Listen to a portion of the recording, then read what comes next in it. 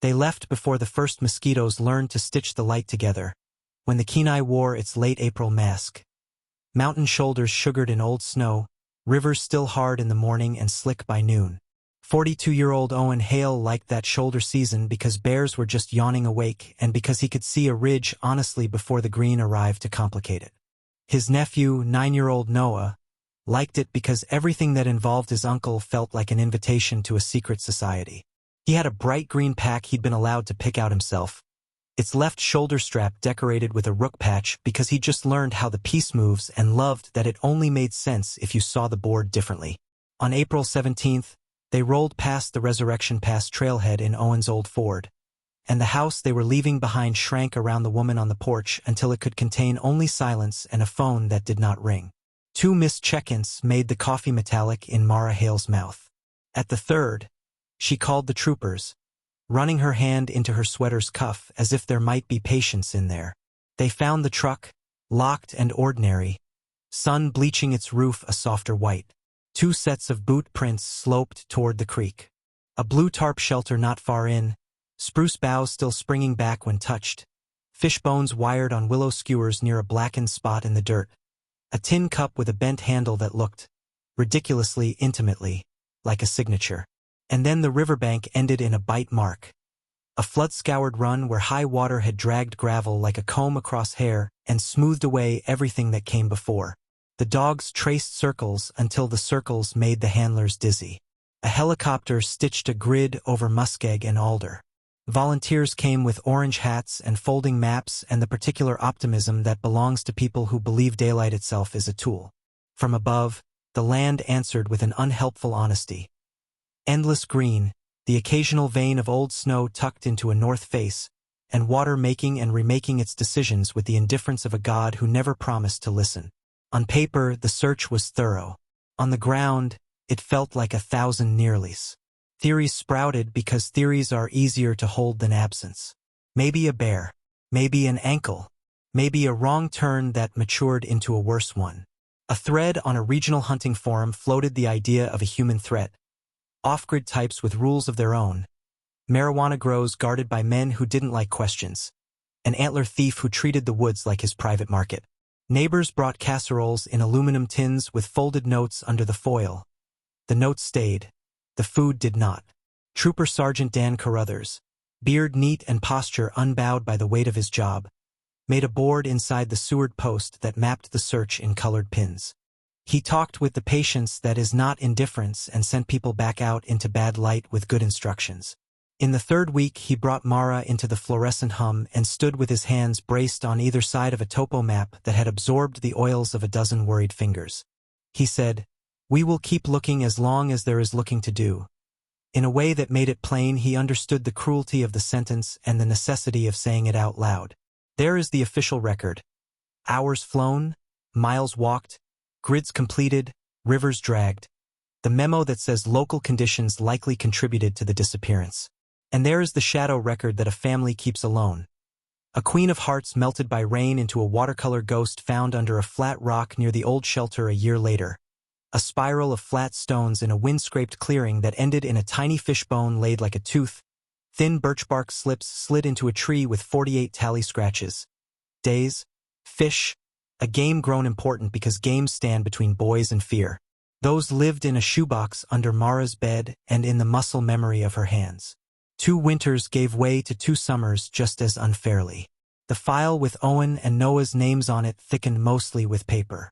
The news trucks with their polished vowels warmed themselves on the story a while and moved on to the next chilled tragedy that would make for clean copy. Mara learned to remember food. She took a job at a gear shop so she could talk about headlamps and fuel canisters and pretend those were the only tools a person needed to navigate a dark. She learned the names of gullies the way other people memorized the names of nieces and uncles. "You missed this line," she told Carruthers once, pointing to an unnamed drainage north of Devil's Pass. He nodded, wrote, did not say that there are always more lines than feet. He sent a pair to walk it anyway. On the 6th spring, a tourist on the Harding Icefield Trail, middle-aged, sensible shoes, hands shaking a little because the wind pushes its own fear into you, decided to set his DSLR on a flat rock and let it eat time. He had the amateur's confidence and humility in equal measure. The clouds were a show. His battery would be whatever it would be. That night, back in a hotel whose art featured bears that looked like friendly rugs, he scrubbed the footage. At the 15-second mark, a dark seam appeared against a ridge. The wind joggled the camera. The seam turned and became the outline of a person. The arm rose and fell with a steady purpose. A needle-bright flicker, mirror? Metal? Flashed once, twice. Behind the first figure, a second, smaller. He posted the clip online with a caption that did not understand what it had captured. A neighbor texted the link to Mara so hard her words went crooked. It was 3 a.m, a time when sleep in an Alaskan summer is more of a rumor than a fact. Mara watched on her phone, then on her laptop, then on her phone again, rubbing the triangle. Backward and forward until she could almost navigate the frames by touch alone. The smaller figure lifted an arm and the sunlight found something on the left shoulder of a pack. A notch of impossible kid gear green. The rook had never looked louder. Carruthers answered on the first ring. By the time he called back, he'd had his own hands on the frames. "It could be them," he said, not wasting an ounce of the sentence. He did not make the mistake of calling it proof. He did not pretend it didn't change the temperature of the room. The tourist's timestamp was off by hours, and his geotag data had died with his battery. A second hiker's selfie surfaced. A bright jacket, a grin, and in the shoulder of the frame the same slip of ridge with a human seam stitched into it. A third photo, part of a stitched panorama a teenager had uploaded for clout, showed 2 figures moving with a practiced economy. Together, same step, same breath, the way people do when routines become rituals.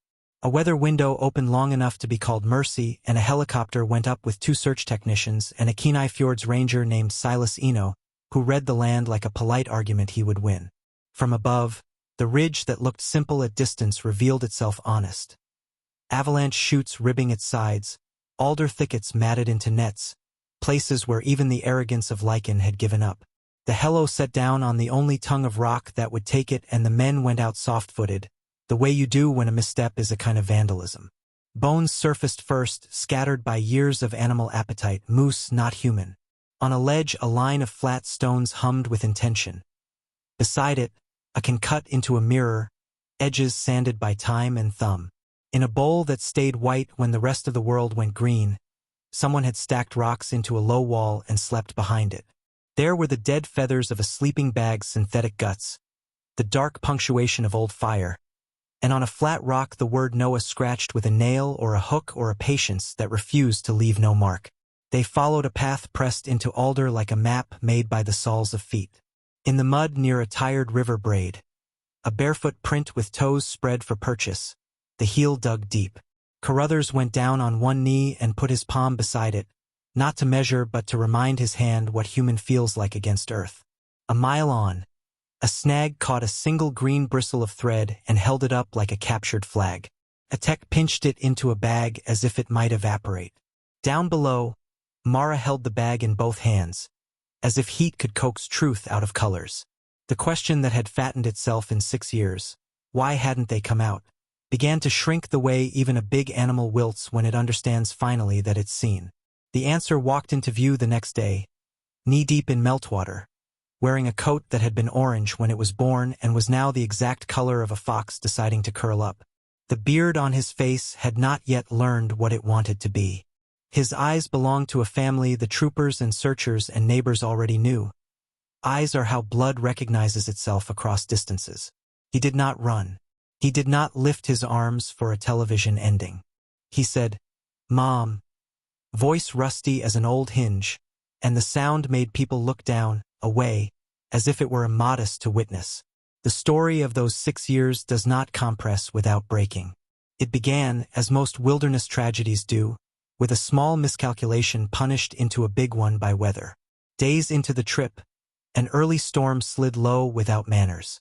Owen slipped on iced stone at the creek's lip and his tibia snapped with a sound Noah would hear again at the edge of sleep. They hauled themselves into a narrow gully. Snow built soft walls at both ends. The sat phone drowned in the creek while seeking one more bar the trees would not allow. The old route back to the truck existed as a line on a map. The new route forward existed under their feet. You take the path that is a fact. You make the dangerous decision to abide in a place that, if you do not make mistakes, will sometimes agree not to kill you. The first winter, they signaled every bright circle a person carried: goggle lens, metal cup, phone screen. People did not look that far off the trail. Those who did assumed they were seeing a trick of weather. The pair tried smoke until a bear the size of a decision came to investigate. After that, fires were kept low, smoke managed like gossip. They learned the ravens gossip to avoid wolves and how sound travels in cold. Farther, clearer, crueler. In the second spring, they saw a man with a rifle moving through alder, his hat brim pulled low, the easy gait of someone who believed the law was thin enough to step through. He saw them. He did not smile. "You didn't see me," he said, the kind of instruction people mistake for mercy. Later, 3 shots popped somewhere too close, and silence afterward felt like a verdict. "No one who doesn't have a uniform," Owen said when Noah's eyes asked the question he didn't want to put into air. They stacked another row of rocks where the wind died and filed that under rules. By the third summer, Owen's leg was an argument he could sometimes win for a few hours in the morning and lost by afternoon. He taught with his hands instead of his feet. Hooks shaped from scavenged wire, fish traps set where the river forgot itself into pools, spruce root rope braided with the mindless stubbornness that keeps people alive when intellect wants to make more artful choices. He made Noah repeat the wrong way twist, right way. Wrap of the strands until the rope held like a promise. Noah tallied sunsets on birch bark and scratched his name into a rock because not leaving a trace is sometimes the same as not existing. When a thaw warm as wet pennies coaxed the world onto its elbows, Owen showed him the shelf. High rock, thin lichen. A place animals did not patrol because it scolded their paws and said, "If I don't finish the winter, that's where I go. Not down. Up." He did not finish the 4th. It was not theatrical. He slept, and his chest decided it was done with the instructing and obeying of breath. The boy made a ramp the land would tolerate and pulled and rested and pulled, cursing at physics and apologizing to love, until his uncle lay where stones go to watch time. He arranged a circle of smaller rocks around the body like an argument against other mouths. He sat until sitting became too close to cold. Why didn't he come out then? He tried. He followed old memory into new alder and fell into a banked creek that looked like a harmless suggestion. Cold went to his bones and wrote its name there in shaky script. He understood in the way an animal understands what the next day would take. He crawled back. The next time he made it farther, to a saddle that promised a look at the other side. The weather closed its fist again. He stood there and watched a storm unmake a decision he had thought belonged to him.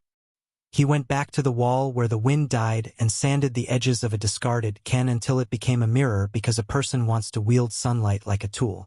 In winter he practiced signaling the absent sun with a rhythm the arm could keep even when hope didn't want to keep time. He taught himself to be polite to gravity. He learned to sleep with a knife near his hand, not for men but for promises he intended to keep when promises are made of meat. He learned that failure, shapely and repeated, is survival's dull trick. When he finally stepped toward the helicopter by the river, it wasn't because the sky had manufactured a rescue for his benefit. It was because practice met opportunity at a slope he had already decided not to love anymore. He let Silas Eno check his pulse and looked at the hello with the speculative calm of a person who has learned that any new beast may want to be fed. He let a blanket be put around his shoulders although he was warm enough. He understood rituals and allowed people theirs. He answered questions in sentences that were careful with verbs, as if other people had been doing too much with them for too long. "Where's your uncle?" a paramedic asked, eyes making room for the hope that was too heavy to carry. "On a shelf," he said.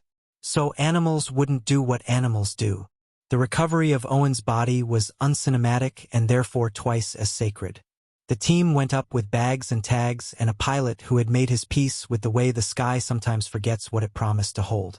They brought him down slung under the hello, and the world on the ground stepped back, hats in hands not because of protocol but because of breath. In town, the church ladies, who are the church, made food as if sugar and starch could browbeat grief into behaving. Men who had served with Owen in the guard stood along the back wall with the militant tenderness military men only get to show in 3 circumstances: weddings, funerals, and the presence of a child who remembers their friend and keeps his jaw set. In the investigation afterward, the troopers reached for everything they could name, because names make bureaucracies feel like they are honoring their dead. Carruthers went back into his notebooks to tick the lines that had become facts. He found the poacher, too, or rather the poacher found himself in their hands on an unrelated warrant.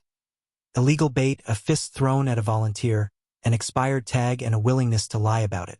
In the interview room, the man talked hard until the talk ran down to a rattle and the subject turned to a boy and a broken-legged man in the Johnson Pass Alder, and then he smiled with the helplessness of someone whose power only extends to the choices he is currently making. "Told them to keep to their shadows," he said.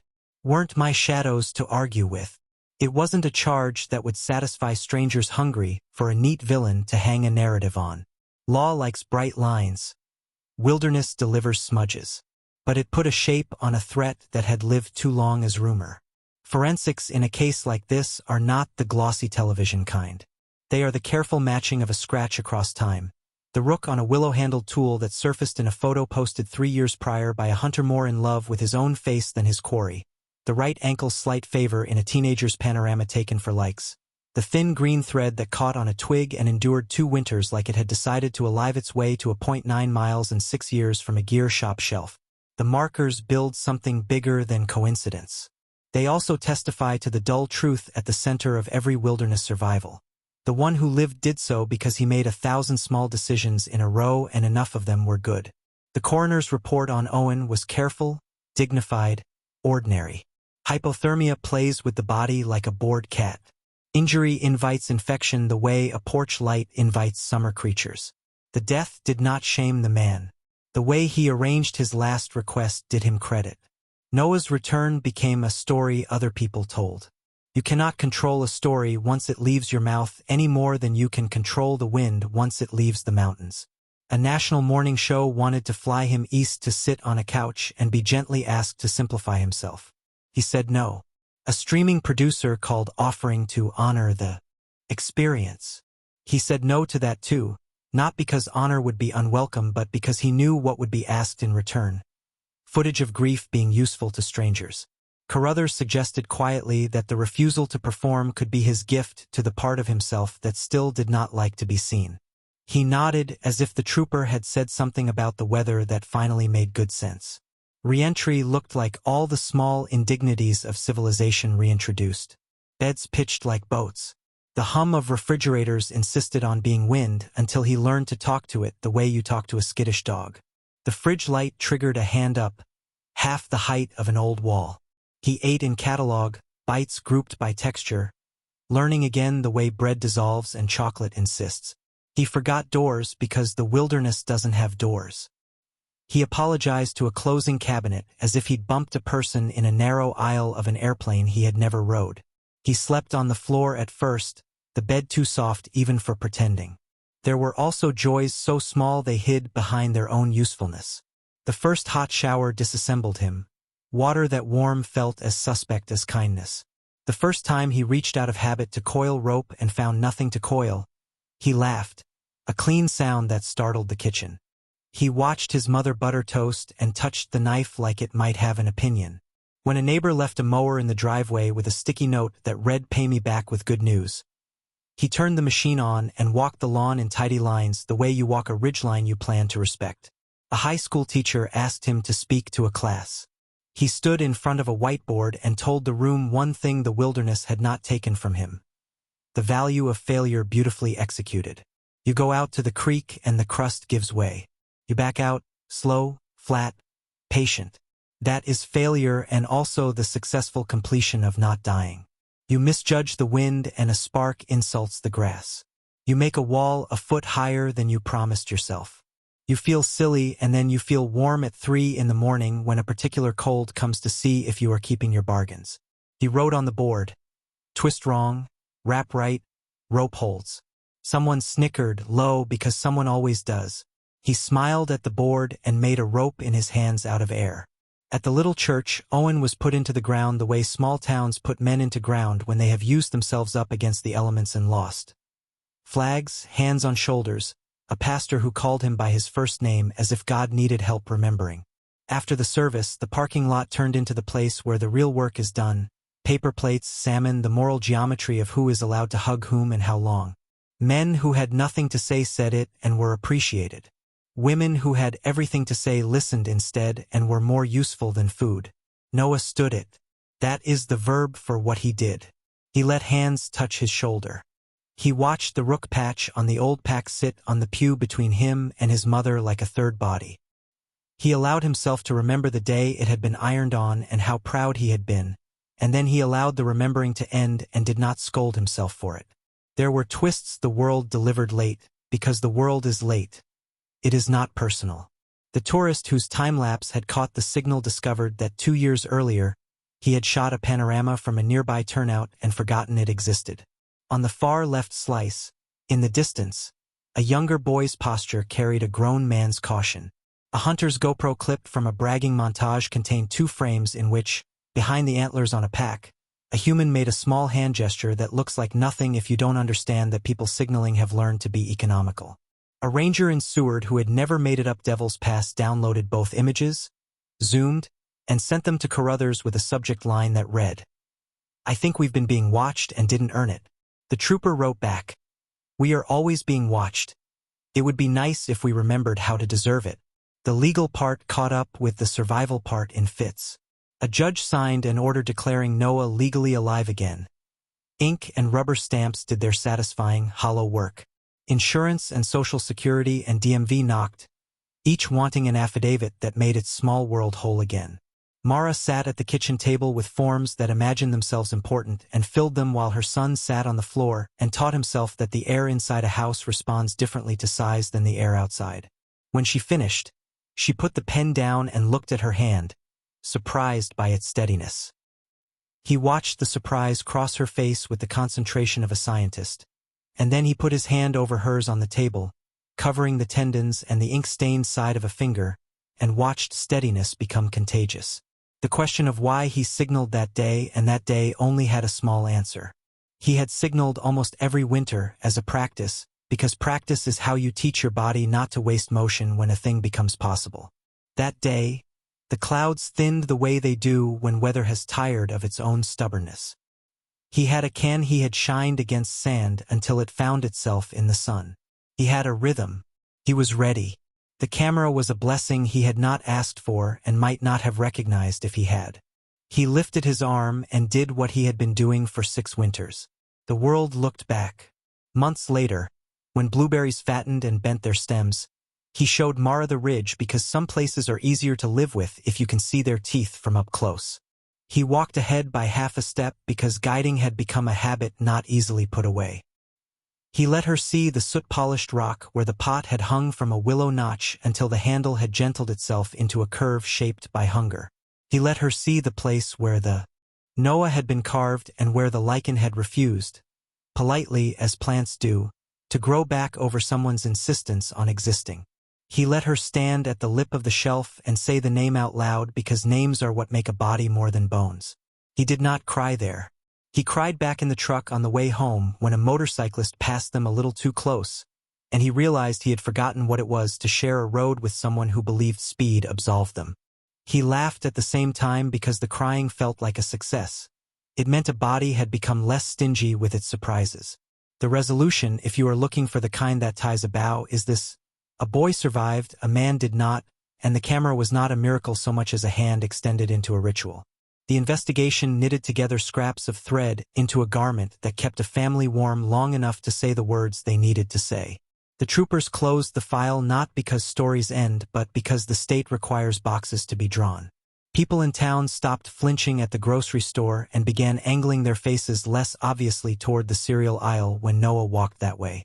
He angled his chin back, a quiet half-nod that forgave a community for needing pieces of a story that had almost broken them. If you need a villain, there is not a good one here. The poacher was a small man doing small violence to rules because he believed rules made him smaller. He did not pull a trigger at a person. He did something uglier. He taught a child that the shape of a human could be a threat as easily as a shelter. But even that lesson arrived with an adult to file the corners off. The men in green and badges, the ones who did not ask the boy for a story he did not want to give. He learned to differentiate by uniform and intention and the way a hand comes up empty-palmed. If you need a hero, there are too many. There are helicopter pilots who can smell wind. There are rangers who move like cats where other people move like trouble. There are troopers who answer the phone at 3 in the morning without making it the caller's fault that the dark exists. There are neighbors whose mowers show up with notes that read "Pay me back with good news" and then pretend they cannot remember how the machine found your driveway. There is a mother who learned to hold quiet like a profession and to tell a story to reporters without letting them borrow the part of it that would keep her alive. There is a boy who decided that being here could be his only job and then did it so well it became enough to put years under him and bring him back into a world with doors. On the first anniversary of the video, he walked back to the turnout alone and set a camera on the same flat rock. He watched the screen go live. He watched the clouds fling themselves against the ridge the way ideas fling themselves against practice. He lifted his arm, not as a plea, not as a habit he couldn't shake, but as a hello to a horizon that had once pretended it had no ears. He flashed no mirror, and still the sun found his palm. Later he let his mother scrub the frames until her breath steadied. The glint was skin.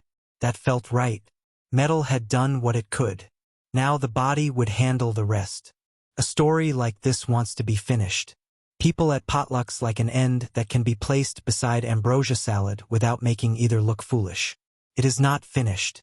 No good story is. It has a resolution, which is the respectable cousin to an ending and pays its bills on time. It has a boy who knows where the shelf is and goes there in his head sometimes when winter speaks disrespectfully at the window, and a woman who lets him go and come back without asking for souvenirs. It has a trooper who keeps the file in a drawer he can reach without standing and sometimes pulls it open and lays a hand on the top page as if checking for a pulse. It has a ridge that from town looks like a softly folded napkin and up close looks like a set of teeth. It has a rook carved into the handle of a spoon eaten by weather and story both. The last thing is small and therefore true. On a cheap lawn chair out back, under an August sky that still believes in itself, a boy who is not a boy anymore and a woman who remembers him both ways sit and listen to the air. Traffic murmurs. Somewhere a dog instructs the night. In the distance, the way distances work in Alaska, which is to say farther than your heart wants to admit, wind finds the trees and asks if they are going to keep doing their job. They say yes. He says, without looking up, "I think he knew." And she does not ask who he means because some he's know they belong to themselves alone. "I think he knew I'd get out." She considers her answer and declines to ruin it with words. She lifts her hand, palm out, a small domestic signal practiced in kitchens and on ridges, and the porch light catches her skin and throws it back. He smiles. The universe, for once, obliges by staying very still.